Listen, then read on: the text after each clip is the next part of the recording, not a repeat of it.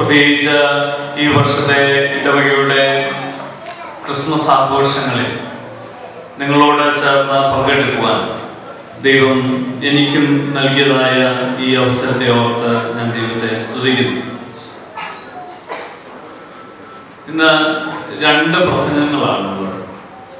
ഞാൻ ഈ programme sheet കണ്ടപ്പോൾ ഞാൻ ചോദിച്ചു, രണ്ടും കൂടെ ചേർത്ത് ഒന്നുപോലെ ചോദിച്ചോ പറഞ്ഞ ഒരിക്കലും പാടില്ല സാർ, നിർബന്ധമായി 2 പ്രസംഗങ്ങൾ ഉണ്ടാകണം, അതിനനുസരിച്ചാണ് ടൈമൊക്കെ ഷെഡ്യൂൾ ചെയ്തിരിക്കുന്നത് എന്ന് പറഞ്ഞു.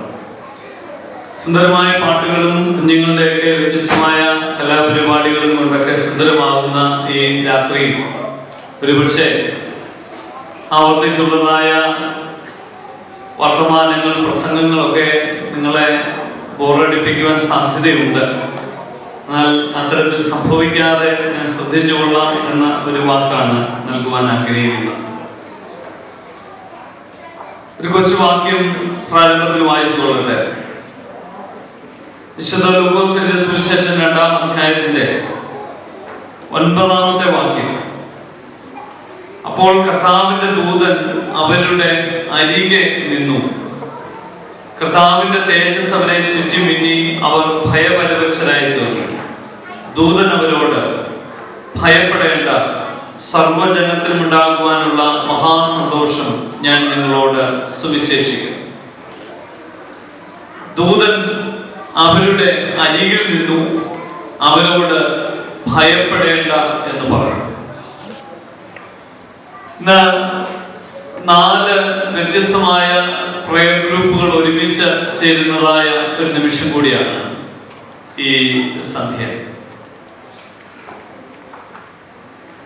അങ്ങനെയെങ്കിൽ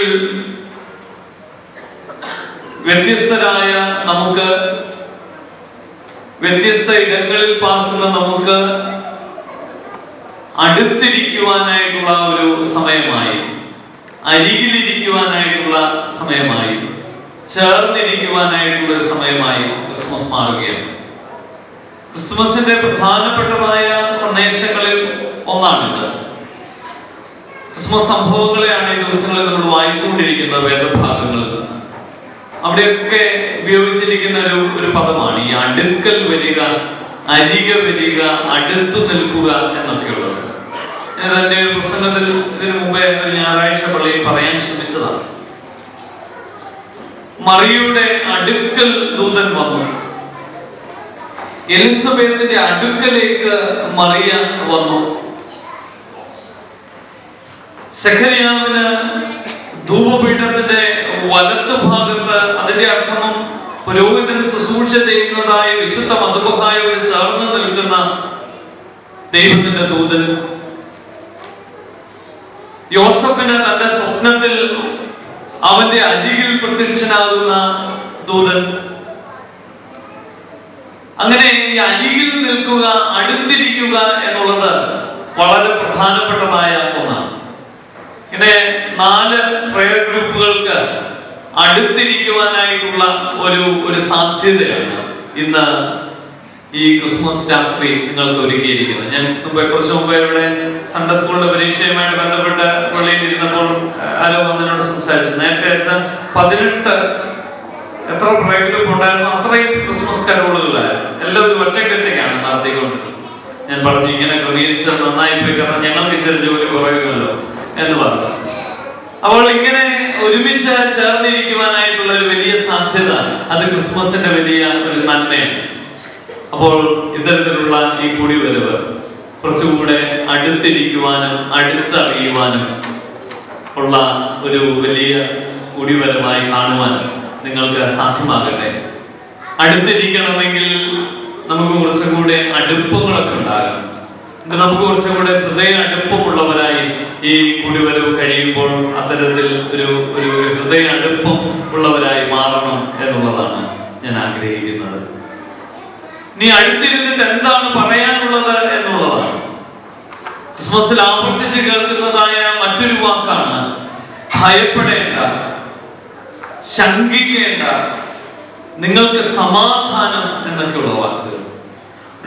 അടുത്തിരുന്ന് നല്ല അറിയിപ്പുകളും നല്ല വർത്തമാനങ്ങളും പറയുന്ന ഒരു കാലമായി ക്രിസ്മസ് മാറുന്നു. ഭയത്തിന്റെയും കീഴ്പ്പെടുത്തലിന്റെയും യുദ്ധത്തിന്റെയും ഒക്കെ വാർത്തകൾ പരക്കുന്ന ഒരു ലോകത്തിലാണ് നമ്മൾ ജീവിക്കുന്നത്. അതിന്റെ മധ്യത്തിൽ കുറെ കൂടെ സമാധാനം എന്ന് പറയുവാൻ, ഭയപ്പെടേണ്ട എന്ന് പറയുവാൻ, സാരമില്ല എന്ന് പറയുവാനുള്ള ഒരു കാലമാണിത്. നമ്മൾ കുറെ കൂടെ ഹൃദയടുപ്പമുള്ളവരായി മാറുമ്പോൾ അന്യോന്യം നമ്മൾ നമ്മുടെ ജീവിതത്തിന്റെ അനുഭവങ്ങളെ അറിയുകയാണ് ചെയ്യുക. അങ്ങനെ അടുത്തിരിക്കുന്നവന്റെ ഹൃദയത്തിന്റെ വേദനകളെ, നൊമ്പരങ്ങളെയൊക്കെ അറിയുമ്പോൾ നമുക്ക് പറയാൻ കഴിയണം, ഭയപ്പെടേണ്ട, ശങ്കിക്കേണ്ട, ദൈവം കൂടെയുണ്ട്, സമാധാനം എന്നൊക്കെ പറയുന്ന നല്ല വർത്തമാനങ്ങൾ പറയുന്ന ഒരു കാലമായി ക്രിസ്മസ് മാറട്ടെ. നിങ്ങളുടെ ഈ കൂടിവരവ് മാറട്ടെ എന്ന് ആത്മാർത്ഥമായിട്ട് പ്രാർത്ഥിക്കുക.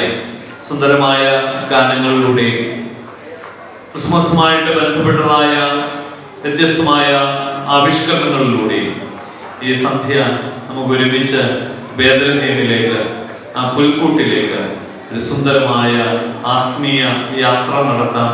അതിന് ഈ കൂടിവരവ് മുഖാന്തരമായി തീരട്ടെ. പ്രത്യേകിച്ച് ഇടവകയിലെ അച്ഛന്മാരുടെയും പേരിലുള്ളതായ എല്ലാ ക്രിസ്മസ് ആശംസകളും കൂടി വന്നിരിക്കുന്ന എല്ലാവർക്കും അറിയിക്കുന്നു. നിങ്ങളുടെ കൂടിവരവുകൾക്ക് എല്ലാ നന്മകളും നേരട്ടെ എന്ന് നിങ്ങൾ ആത്മാർത്ഥമായിട്ട് പ്രാർത്ഥിക്കുകയും ചെയ്തുകൊണ്ട് ഞാൻ എൻ്റെ വാക്കുകളെ ചൊല്ലുന്നു. ദൈവം നമ്മെ അനുഗ്രഹിക്കും.